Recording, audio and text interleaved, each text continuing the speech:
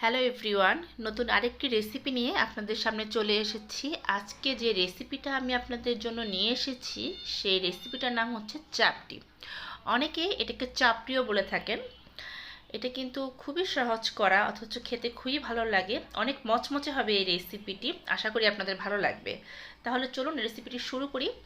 প্রথমেই চাপটি বানানোর জন্য এখানে আমি আতপ চাল নিয়ে নিয়েছি, একটু মোটা ধরনের আতপ চাল সেটা নিয়েছি।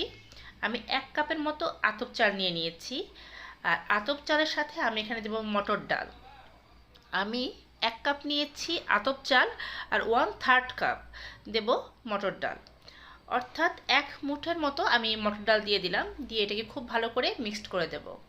ডালটা কিন্তু খুব বেশি একটা দেব না, তাতে করে কিন্তু চাটনিটা খেতে মচমচে লাগবে না। শুধু ডালটা দিলে একটু টেস্ট হবে, সেই জন্য আমি সামান্য একটু মটর ডাল এই চালের সাথে দিয়ে দিলাম।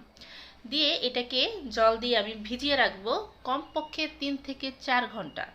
এটাকে ভালো করে আমরা হাত দিয়ে কষলে ধুয়ে রাখবো। ধুয়ে একটু ভিজিয়ে রাখতে হবে, যাতে করে এই চাটনিটা ভাজলে পরে খেতে ভালো লাগে। এই জন্য আমরা 4 ঘন্টার মতো এটাকে ভিজিয়ে রেখেছি। 4 ঘন্টা ভিজিয়ে রাখার পর দেখুন এটা কিন্তু খুব সুন্দর ফুলে উঠেছে। এবার এটাকে আমি মিক্সিতে দিয়ে একটা মিহি পেস্ট ব্যাটারের মতো করে নেব। একটু মিহি করে আমরা পেস্ট করে নেব, এই জন্য আমরা মিক্সিতে এই চাল আর ডালগুলো দিয়ে দিচ্ছি।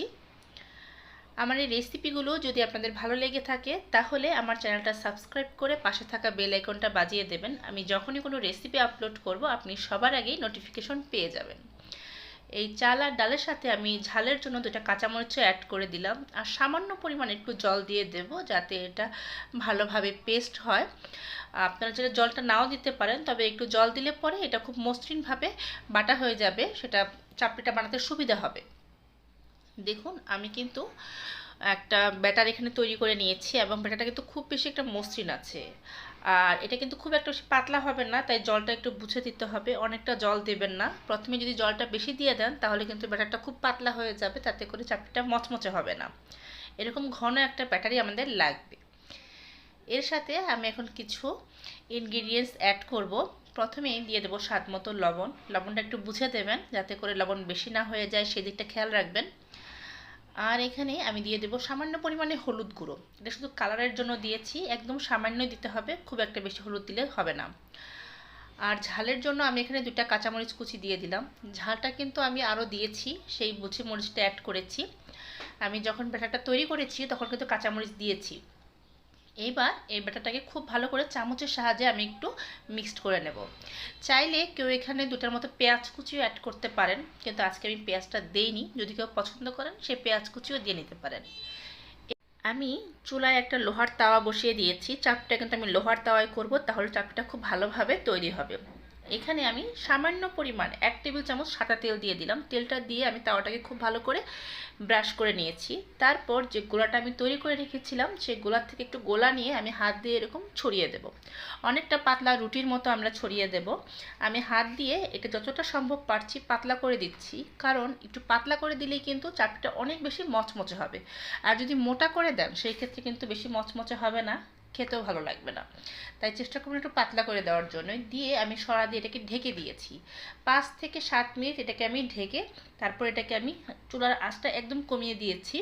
দেখুন কত সুন্দর, নিচটা কিন্তু হালকা ব্রাউন কালার হয়ে আসছে। এই 5 মিনিটের আগে কিন্তু আপনারা কোনোভাবে এটাকে চামচ দিয়ে নাড়বেন না, তাহলে কিন্তু নিচ থেকে এই জিনিসটা ভেঙে যাবে। যখন দেখবেন একটু সেট হয়ে গেছে তখন এভাবে আমরা চামচের সাহায্যে এটাকে হালকাভাবে একটু প্রেস করে দেখব যে আমাদের চাপড়িটা উঠে আসছে কিনা। যদি দেখি যে উঠে আসছে তাহলে এটার অপর সাইডটা আমরা উল্টে দেব, না হলে আমরা আরেকটু সময় এটাকে ওয়েট করব। দেখুন আমার চাপড়িটা কিন্তু খুব সহজে উঠে এসছে, কারণ আমি নিচে আগেই একটু অয়েল ব্রাশ করে নিয়েছিলাম। অবশ্যই 1 টেবিল চামচ সাদা তেল দিয়ে নেবেন, তাতে করে কিন্তু খুব ভালোভাবে চাপড়িটা উঠে আসবে। এবার আমি এখানে আরেকটু তেল দিয়ে দিয়েছি যাতে করে চাপড়িটা মচমচে হয় খেতে।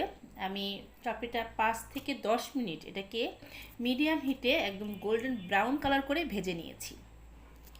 দেখুন উপরটা কিন্তু এরকম হালকা ব্রাউন কালার হবে, তাহলে বুঝবেন চাপড়িটা খেতে মচমচে হবে। হয়ে গেছে আমার চাপটি ভাজা। আমি একটা প্লেটে সার্ভ করে নিয়েছি। একটা ভেঙে আপনাদের দেখাই, দেখুন দেখতে কতটা সুন্দর হয়েছে। এবং বিশ্বাস করুন এটা কিন্তু খেতে খুবই মচমচে হবে। ঠান্ডা হয়ে গেলেও অনেকক্ষণ পর্যন্ত মচমচে থাকবে। আশা করি রেসিপিটা আপনাদের ভালো লেগেছে। ফিরবো এক নতুন রেসিপি নিয়ে, সে পর্যন্ত সবাই ভালো থাকবেন।